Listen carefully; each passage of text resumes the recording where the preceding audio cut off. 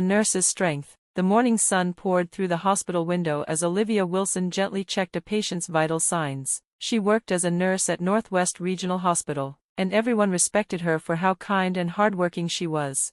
As she finished her rounds, her phone buzzed. It was a message from her husband, Robert. "Don't forget dinner at Mom's tonight. It's the final meeting for Vanessa's wedding." Olivia sighed. She had been married to Robert for 5 years, but his family, especially his mother, Carol, never truly accepted her. Carol came from a wealthy, proud family near Boston, and she never liked the fact that her son had married a nurse from a regular middle-class background. Since the COVID pandemic, Olivia's job had become even harder. She worked longer hours, saw more patients, and often came home tired. Still, Carol and Robert's younger sister Vanessa always looked down on her job. They often said things like, "She's just a nurse," and because Olivia and Robert didn't have kids yet, Carol constantly reminded her about carrying on the family line, making Olivia feel like a disappointment. That evening, they arrived at Carol's large, fancy house in a quiet neighborhood in Bridgewater. Vanessa's expensive car was already parked outside. Inside the living room, Carol and Vanessa were sitting on a couch, deep in conversation. Carol looked up and gave Olivia a thin smile. "Finally, you're here," she said coolly. "Where's Robert?" "He's finishing work. He'll be here soon," Olivia replied. "Well then, let's start without him." Vanessa was getting married in a month to Michael Stanford, who worked as a high-level executive in real estate. Carol was excited, not just because her daughter was getting married, but because the Stanford family was rich and well-known. She saw the wedding as a way to show off their family. "We were finalizing the guest list," Vanessa said, brushing her shiny hair behind one ear. "You and Robert will sit at the family table, of course. If there's anything I can help with, let me know," Olivia offered. Vanessa gave a quick smile. "Thanks, but we've got it all covered. The wedding planner is handling everything. You just need to show up." They went on talking about the wedding. Olivia sat quietly, listening. No one asked for her thoughts. On the walls of the room were many family photos, but Olivia noticed that her wedding photo with Robert was small and placed far off to the side. When Robert finally arrived, he greeted Olivia with a kiss and sat beside her. As dinner time came closer, the conversation turned to how wealthy and impressive the Stanford family was. Suddenly, Carol looked at Olivia and said, "By the way, could you and Robert give me a little more money this month? There are a few extra costs for the wedding." Since Robert's father had passed away, Olivia and Robert had been sending Carol money every month. It helped Carol keep her expensive lifestyle, but asking for more, right in front of Vanessa, made Olivia uncomfortable. Later, as they were getting ready to leave, the housekeeper Martha quietly pulled Olivia aside. "Mrs. Wilson," Martha said softly, "what time will the help arrive for tomorrow's wedding rehearsal?" Olivia blinked. "The help? I'm a guest, Martha." Martha's face turned red. "I'm so sorry, madam." In the car on the way home, Olivia sat quietly. She felt like an outsider again. She wondered what kind of treatment she would get at Vanessa's wedding, but for Robert's sake, she promised herself she would stay calm and graceful. The wedding day.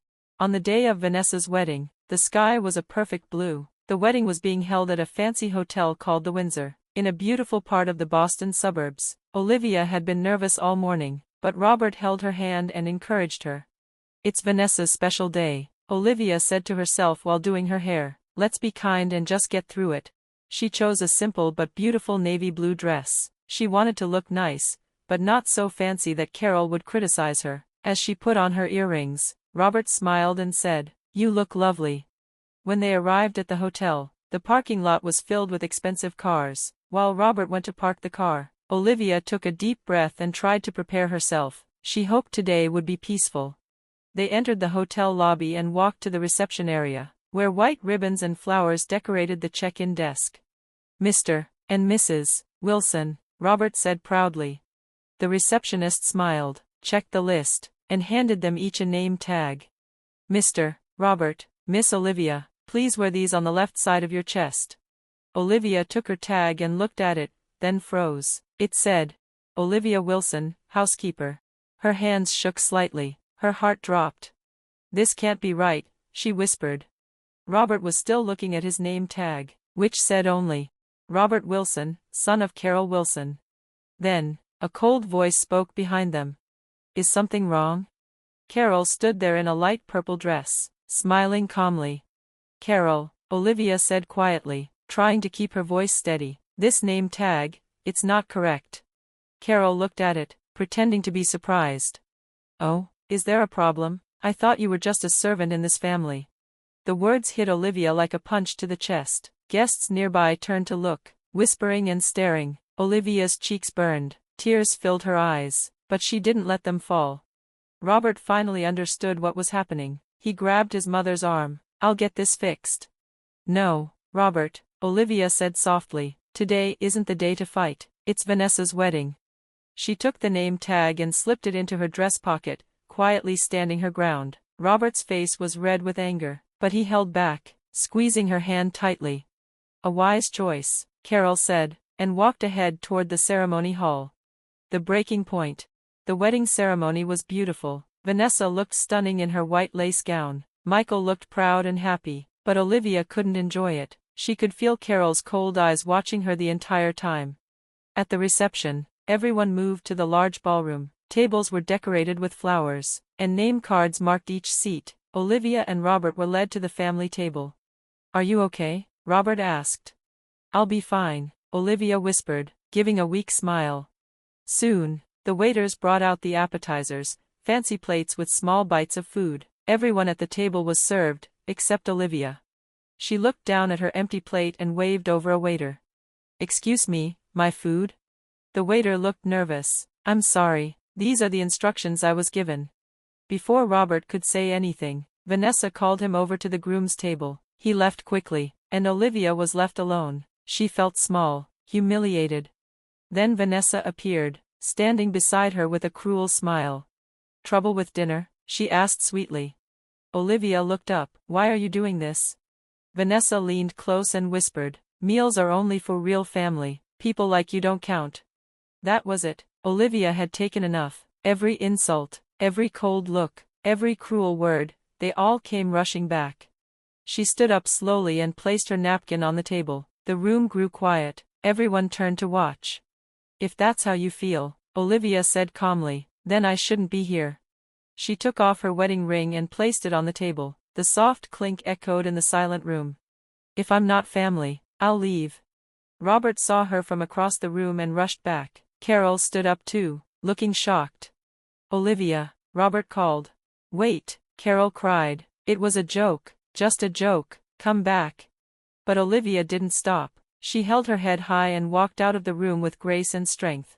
At the door, she turned around one last time.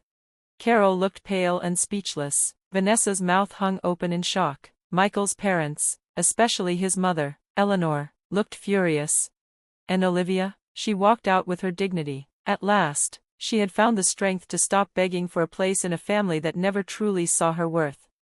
"I think it's better if we stay away from them for a while," Robert said gently, holding Olivia's hand in his, "until Mom and Vanessa really understand what they did wrong and truly apologize."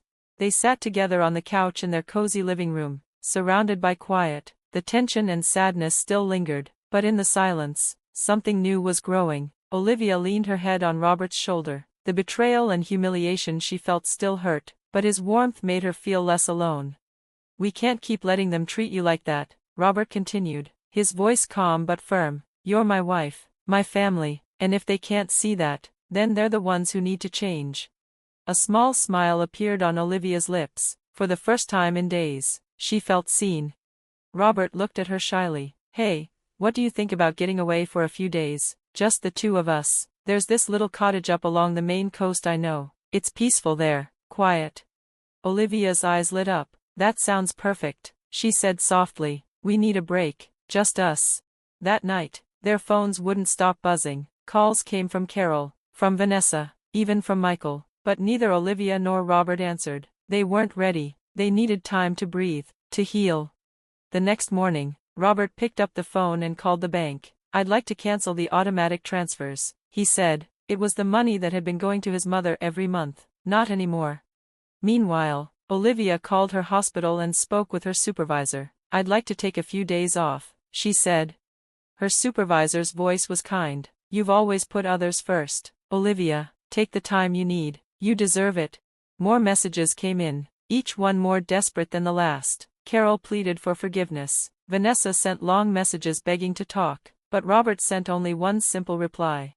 We need some time apart. What you and Vanessa did was hurtful and unacceptable. Olivia is my wife, my family. If you can't accept that, then we need to rethink our relationship.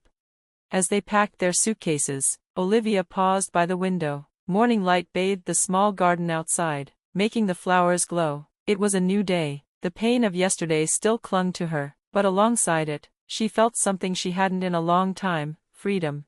I'm ready, she said quietly.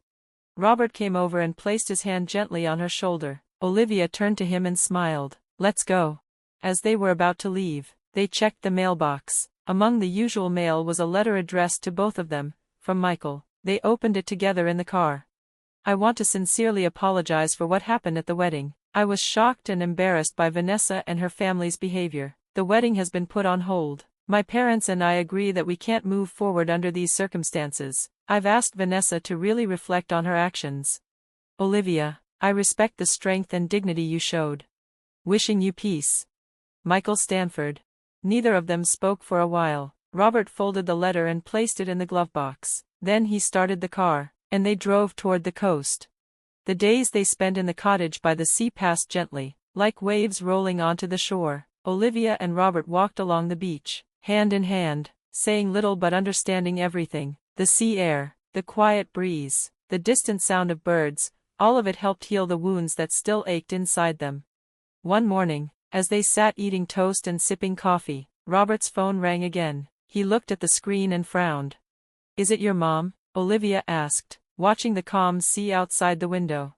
Robert nodded. 10th time since yesterday, he said. Vanessa's message too. Olivia glanced at her own phone. It was the same, long texts from Vanessa, all saying the same thing: please, Olivia, talk to me, I'm really sorry. They sat in silence, the lace curtains fluttering softly in the breeze. Olivia reached out and took Robert's hand. Maybe they need more time, he said slowly. Maybe they're starting to feel sorry, or maybe they just want to pretend nothing happened. I trust you, Olivia replied. We can't hide forever, but we don't have to rush either. Robert nodded. I just keep thinking about how they treated you that day. On the last day of their trip, Robert went to return the cottage keys. When he came back, there was something different in his expression. What is it? Olivia asked. The owner told me there's something in today's paper, he said, handing it to her. It was a local newspaper, and right there on the front page was an article about the Stanford family. They had started a new charity fund for healthcare workers. Olivia blinked in surprise. The article explained how the Stanfords had decided to create a fund supporting medical staff who had worked tirelessly during the pandemic. Eleanor Stanford had given a quote in the interview. We believe in honoring those who give everything for others. These are the real heroes in our world. Olivia's hands trembled slightly as she read the words. Do you think this is about me? Robert placed his hand over hers. I don't know for sure, but the timing, it's not a coincidence. They loaded the car and began the drive back home, their hearts a little lighter than when they had left. When they arrived, they checked the mailbox again. Inside were 2 envelopes. One was from Michael, a formal letter announcing the postponement of the wedding. The other was from the Stanford family. It was a private letter, addressed only to Olivia. She opened it slowly and read. Dear Olivia, we want to express our sincerest apologies for how you were treated. We were both shocked and disappointed. Please know that what happened does not reflect our values. Your grace and strength left a deep impression on us. You deserve nothing but respect. With kind regards, James and Eleanor Stanford. Olivia stood quietly, holding the letter to her chest. The wind blew gently around them as the sun began to set behind the house. She looked at Robert, who was standing beside her. Maybe something good can come out of all this, she said softly. Robert wrapped his arms around her. Maybe this is just the beginning, he replied. And for the first time in a long time, Olivia believed him.